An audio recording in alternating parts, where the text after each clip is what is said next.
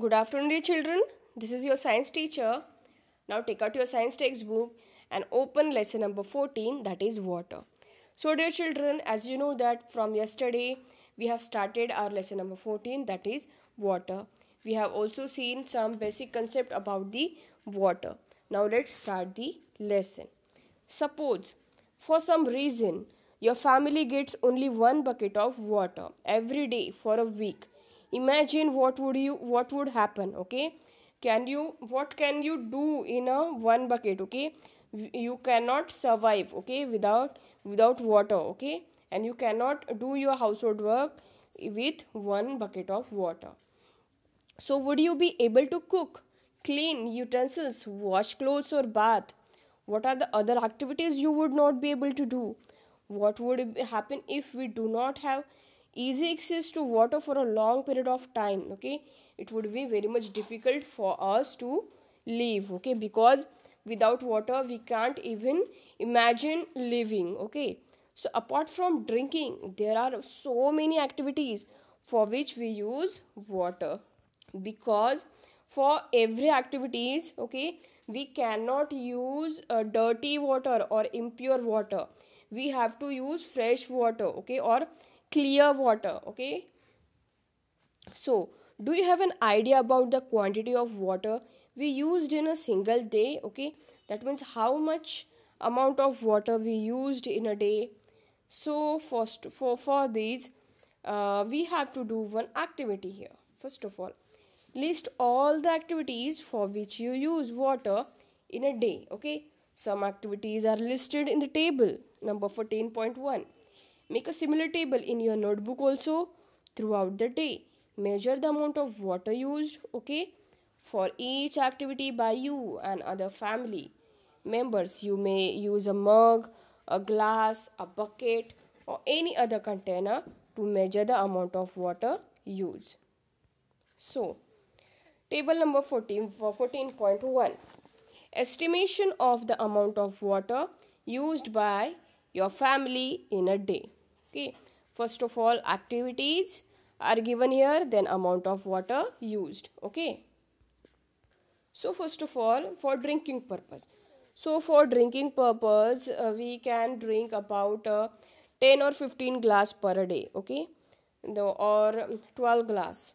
Then for brushing, we use 6-7 mugs. Okay, then for bathing, we may use one bucket or two bucket. Then washing utensils, we use two buckets. Then washing clothes also we use two buckets.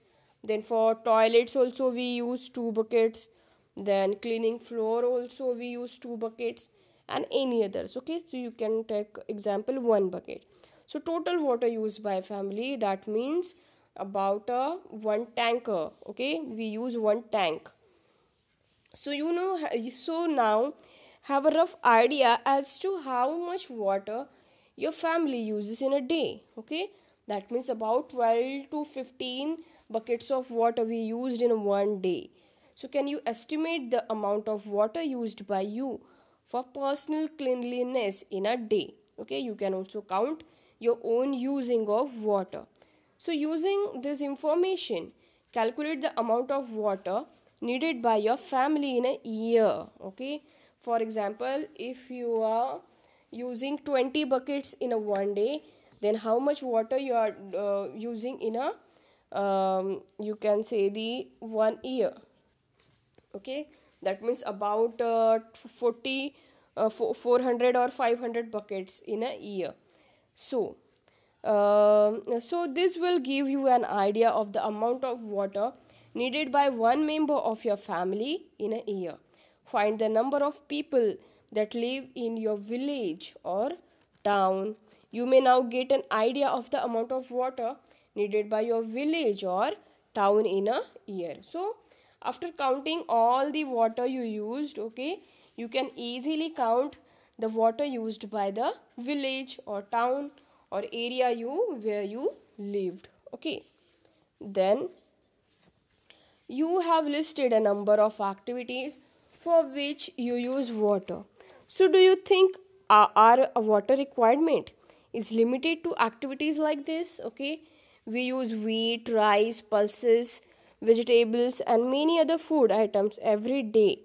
We know that some of the fibers that we use for making fabrics, some from plants. Is water not needed to grow this? Okay. Can you think of some more uses of water? Water is used in industries for producing almost all the things that we use.